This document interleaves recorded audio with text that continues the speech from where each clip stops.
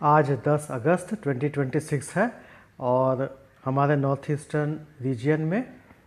Weather क्या होगा इस पर हम चर्चा कर लें। तो डे 1 में हम लोग एक्सपेक्ट कर रहे हैं कि मेघालय, नागालैंड और मिज़ोरम के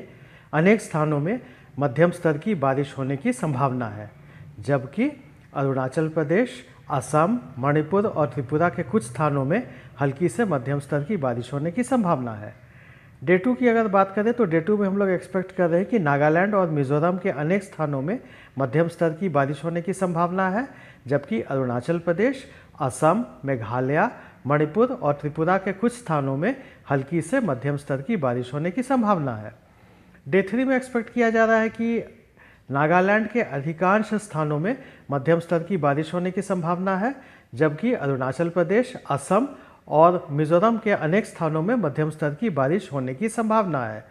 और साथ ही साथ मेघालय, मणिपुर और त्रिपुरा के कुछ स्थानों में हल्की से मध्यम स्तर की बारिश होने की संभावना है।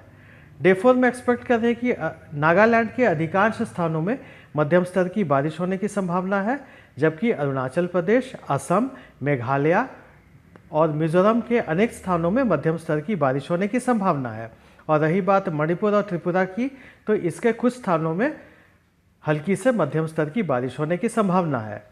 5वें दिन हम लोग एक्सपेक्ट कर रहे हैं कि नागालैंड के अधिकांश स्थानों में मध्यम स्तर की बारिश होने की संभावना है, जबकि अरुणाचल प्रदेश,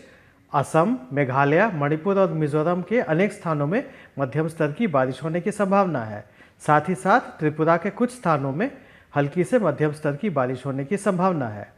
अब रही बात वेदर वार्निंग की, तो हम लोग डे 1 में एक्सपेक्ट कर रहे हैं कि अरुणाचल प्रदेश, असम, मेघालय, नागालैंड, मणिपुर, मिज़ोरम और त्रिपुरा के 1 या 2 स्थानों में थंडरस्टॉर्म लाइटनिंग होने की संभावना है, जबकि मेघालय, नागालैंड और मिज़ोरम के 1 या 2 स्थानों में हेवी रेन होने की संभावना है।